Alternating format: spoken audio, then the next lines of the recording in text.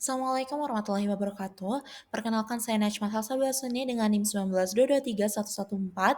Di sini saya akan mempresentasikan hasil jurnal review saya mengenai neraca bahan makanan atau yang biasa disebut dengan NBM. Jadi yang pertama itu, apa yang dinamakan dengan NBM. Jadi, neraca bahan makanan sendiri itu merupakan, alat analisis yang digunakan untuk menghitung dan menggambarkan ketersediaan pangan di suatu wilayah dalam periode tertentu. Nah, NBM sendiri itu menyusun informasi itu mulai dari produksi pangan, kemudian impor, ekspor, kemudian perubahan stok hingga, jumlah pangan yang akhirnya tersedia untuk dikonsumsi oleh masyarakat. Nah, dengan mengkelompokkan, bahan makanan ke dalam 11 kelompok utama, NBM sendiri itu menghasilkan data ketersediaan energi, kemudian protein dan juga lemak per kapita, per perharinya. Nah, sehingga dapat menjadi dasar untuk menilai kecukupan gizi, kemudian, untuk memantau ketahanan pangan dan merumuskan kebijakan terkait pangan dan juga gizi.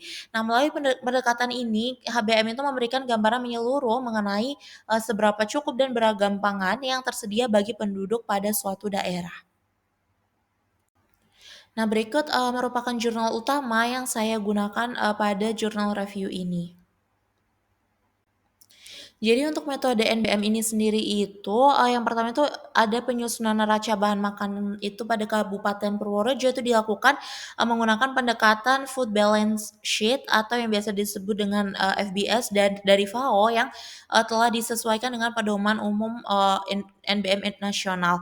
Nah, pengumpulan data itu menggunakan metode survei yang dimana melibatkan 180 pedagang besar dari pasar, utama di 16 kecamatan serta dilengkapi dengan, data sekunder dari instansi terkait. Nah, kemudian penyusunan NBM sendiri itu dilakukan, pada tingkat agregat, kabupaten, yang dimana mengabarkan total ketersediaan dan pemanfaatan pangan selama 1 tahun penuh. Kemudian perhitungan NBM itu memanfaatkan 20 variabel utama seperti produksi, perubahan stok, kemudian impor, ekspor, penyediaan dalam negeri, pemakaian untuk pakan, bibit, industri kehilangan atau tecer, kemudian hingga penggunaan lainnya. Nah, seluruh komoditas itu dikelompokkan ke dalam 11 kelompok bahan makanan yang dimana itu mencakup, pangan nabati dan juga hewani yang umum dikonsumsi oleh masyarakat. Nah, angka ketersediaan pangan itu sendiri kemudian dikonversi menjadi nilai gizi, yaitu, nilai energi, protein, dan juga lemak, sehingga dapat dinilai kecukupannya terhadap standar nasional. Nah, untuk pengolahan datanya sendiri, yang pertama itu pengumpulan data itu dilakukan melalui survei langsung kepada 180 pedagang besar di 16 kecamatan serta data sekunder dari instansi pemerintah terkait seperti Dinas Ketahanan Pangan dan juga BPS Kabupaten Purworejo. Nah, data yang diperoleh melalui survei dari instansi itu kemudian diperiksa dan divalidasi, kemudian disusun dalam tabel komoditas pangan sesuai struktur variabel dalam neraca bahan makanan. Kemudian seluruh data itu selanjutnya direkapitulasi secara agregat pada tingkat kabupaten, yang dimana mencakup produksi, impor, ekspor, kemudian perubahan stok serta berbagai pemanfaatan pangan, selama 1 tahun. Nah, perhitungan, NBM sendiri itu dilakukan dengan menggunakan 20 variabel utama yang kemudian dikonversi menjadi nilai gizi berupa energi, protein, dan lemak per kapita berdasarkan penyediaan pangan dalam wilayah Purworejo itu sendiri. Nah, untuk hasil dan pembahasannya sendiri itu berdasarkan hasil penelitian ketersediaan, pangan pada Kota Purworejo sendiri tuh, berada pada kondisi sangat memadai dengan total 2.619 kilokalori, kemudian 71,60 gram protein, dan juga 43,54 gram, lemak per kapita per hari. Nah, padi-padian sendiri itu menjadi penyumbang energi dan protein terbesar, kemudian minyak goreng sawit itu mendominasi lemak, dan ikan lele itu memberikan kontribusi tertinggal pada kelompok ikan. Nah, kemudian pisang itu juga menjadi sumber kalori utama dari buah, sedangkan tomat paling tinggi kontribusinya pada kelompok sayur. Nah, secara keseluruhan, seluruh kelompok pangan itu menunjukkan pasokan yang cukup dan beragam untuk memenuhi kebutuhan gizi masyarakat di kota Purworejo. Selanjutnya adalah kelebihan dan juga kekurangan. Jadi untuk kelebihannya sendiri, metode NBM ini sendiri itu memberikan gambaran menyeluruh tentang ketersediaan pangan melalui data produksi, impor, ekspor, dan juga stok.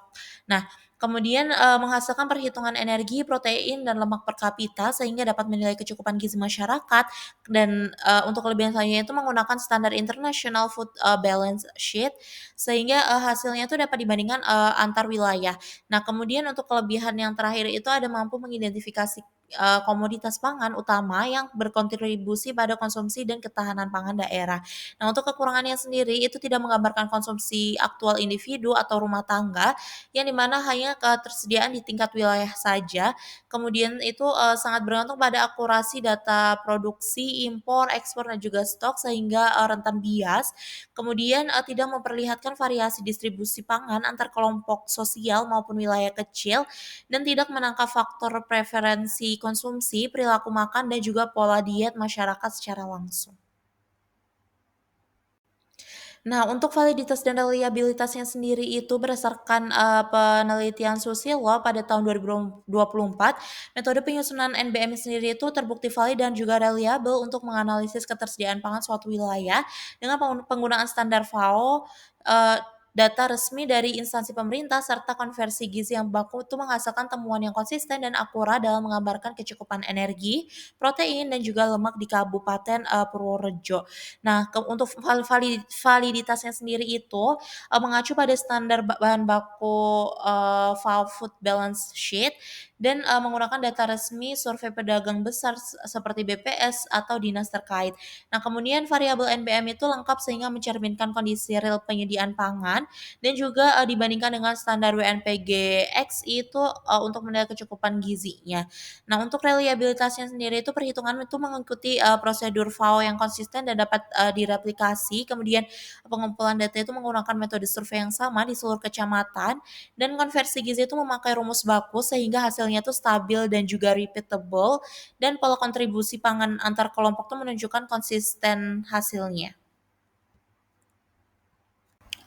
Selanjutnya adalah kesimpulan dan saran. Jadi untuk kesimpulannya sendiri itu berdasarkan hasil analisis NBM, itu kondisi ketersediaan pangan pada Kabupaten Purworejo itu berada pada tingkat, sangat memadai dengan total pasokan energi, protein, dan juga lemak yang melampaui, standar nasional. Seperti padi-padian itu menjadi sumber energi dan juga protein utama.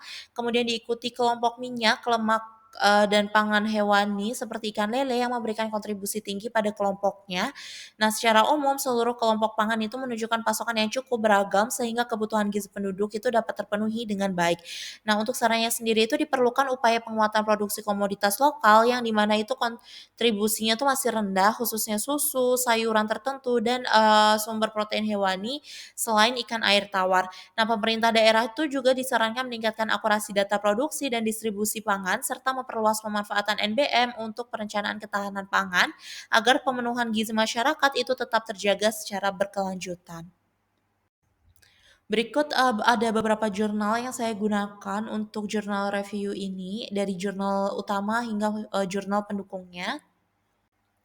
Sekian presentasi dari saya, mohon maaf bila ada kesalahan. Wassalamualaikum warahmatullahi wabarakatuh.